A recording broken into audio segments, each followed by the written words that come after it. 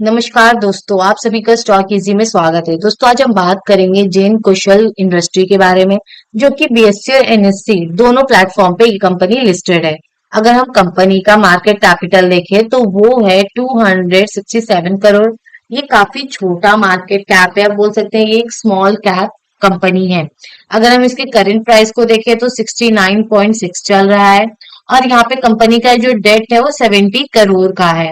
और यहाँ पे थोड़ा आप आएंगे तो इनका अर्निंग पर शेयर 1316 है और स्टॉक का पी 12 है।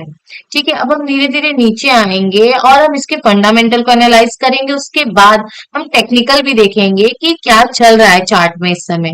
ठीक है, सबसे पहले अगर हम यहाँ इसके प्रॉफिट एंड लॉस को आके देखें, इनकम स्टेटमेंट को, तो यहाँ पे हमारे यहाँ पास 2 साल का स्टेटमेंट पड़ा है, एक 2024 का, एक 2025 का। तो यहाँ पे कंपनी का सेल है 239 करोड़ का और यहाँ पे है 2025 में 381 करोड़ का। मतलब इतना इन्होंने यहाँ पे रेवेन्यू जनरेट किया हुआ है। और यहाँ पे अगर हम इनके प्रॉफिट को देखें, यानी कि जो इबिडा है इनका, इबिडा प्रॉफिट को देखें तो 23 करोड़ का 2024 में भी हुआ था, 2025 में भी हुआ था। लेकिन अगर हम यहाँ पे इबिडा मार्जिन को देखें, जो इबिडा मार्जिन होता है वो ये होता है कि यहाँ पे जो प्रॉफिट हो रहा है वो रेवेन्यू का कितना परसेंट है।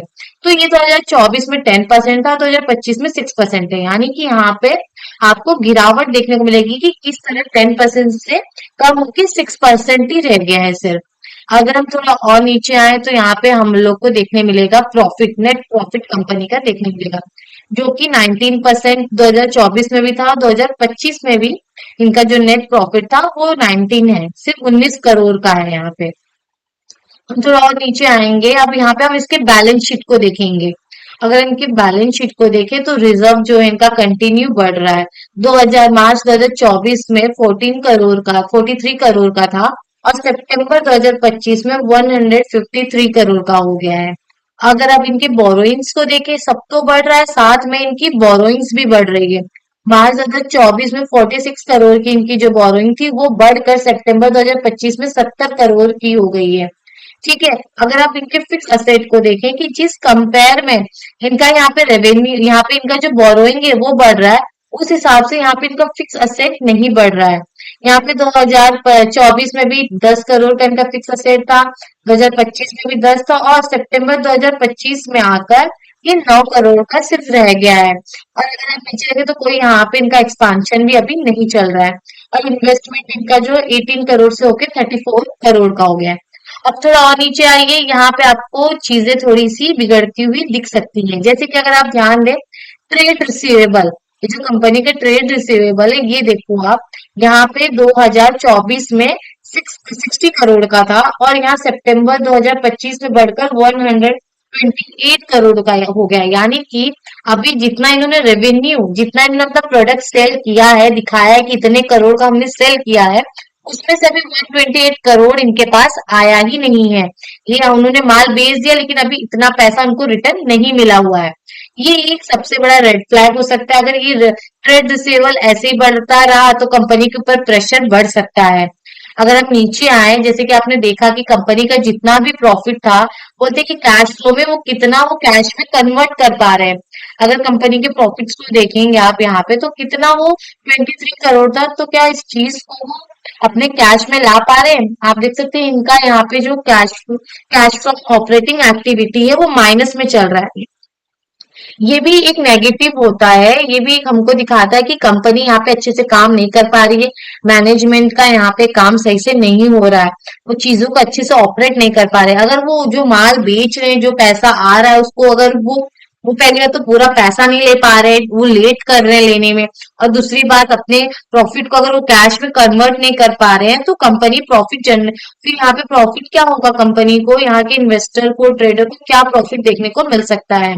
अगर आप नीचे आए थोड़ा, इधर आप देख सकते हैं डेटर डेज, कंपनी का डेटर डेज कंटिन्यू बढ़ रहा है। यानी कि कंपनी जिसको माल बेच रहा है उसका दिन बढ़ता जा रहा है। पहले उसको 92 डेज में पैसे मिल जाते थे, जो अपना माल और बेच के बना के बेचता था वो पहले 92 डेज में मिलता था, फिर 2025 में बढ़कर 98 डेज हो गया।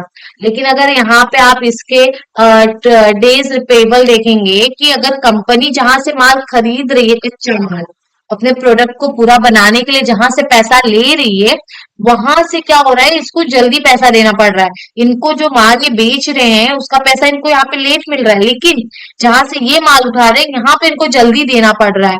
तो इससे क्या हो रहा है, इनका जो पैसा है वो फंस जाता है वर्किंग कैपिटल यहाँ पे। फिर यहाँ पे आपको वर्किंग कैपिटल प्रेशर देखने को मिलेगा, यानी इनके पास पैसा आया नहीं, लेकिन इनको यहाँ पे पैसा देना पड़ रहा है। तो ये भी एक कंपनी के लिए एक प्रेशर यहाँ पे क्रिएट होता है, स्ट्रेस क्रिएट हो जाता है। और ये चीजें ये बताती है कि मैनेजमेंट यहाँ पे काम ठीक से नहीं कर पा रहा है। नीचे अगर हम यहाँ पे शेयर होल्डिंग पैटर्न को देखें, तो प्रमोटर्स की होल्डिंग अभी 75 अप्रोक्स पूरी 75% की है। अब पब्लिक की पहले 13% थी, आप इसको 14% बोल सकते हैं, ये अप्रोक्स 14% है, लेकिन बढ़कर 18% होगी। क्यों ऐसा हुआ? यहाँ पे प्रमोटर्स ने तो सेल नहीं किया, यहाँ पे सेल कौन कर रहा है? इंस्टीट्यूशनल। पहले 2% था और एफआईज का, डीआईज का यहाँ पर 9% था, उन्होंने यहाँ पे अपनी होल्डिंग कम कर दी है। तो पब्लिक को यहाँ पे नहीं खरीदना चाहिए। यहाँ पे जो रिटेलर्स हैं, ऐसे शेयर से उनको बचना चाहिए। जब तक आपको इनका यहाँ पे इनकम स्टेटमेंट, इनका बैलेंस शीट एकदम स्ट्रॉन्ग न दिखे, इसमें स्ट्रेंथ न दिखे कि अगर कोई भी चीज होगी तो इसको अच्छे से टैकल कर लेगा कोई भी सिचुएशन में, तब तक आपको शेयर में इन्वेस्ट नहीं करना चाहिए, उस कंपनी में आपको इन्वेस्ट नहीं करना चाहिए। आप यहाँ पे तो एफ एस डी एस निकल रहे, लेकिन यहाँ पे वापस कौन फंसने जा रहे हैं? यहाँ पे रिटेलर्स फंसने चाहिए जा रहे हैं। देखो किस तरह यहाँ पे डायरेक्टली 5%, 3% कंपनी ने अप्रोक्स, यहाँ पे 4% उन्होंने पब्लिक ने यहाँ पे खरीद लिया है, मतलब 14% से 18% हो गया। तो ऐसे टाइम पे आपको थोड़ा वेट करना चाहिए, आपको देखना चाहिए कि कंपनी कैसे परफॉर्म कर रही है, वो यहाँ पे सिचुएशन से कैसे टैकल कर रही है। अगर वो यहाँ पे चीजों को और अच्छे से बना लेती है, आपको यहाँ पे स्ट्रांग दिखने लगती है कंपनी, इनका स्टेटमेंट स्ट्रांग दिखने लगे, तब इस कंपनी में आप इन्वेस्ट करना स्टार्ट करिए। नहीं तो थोड़ा वेट करो, कंपनी को परफॉर्म करने का मौका दो। अगर आप यहाँ पे आए, अब यहाँ पे हम इसको टेक्निकली थोड़ा एनालाइज करते हैं। हम इसके वीकली चार्ट पे हैं इस समय।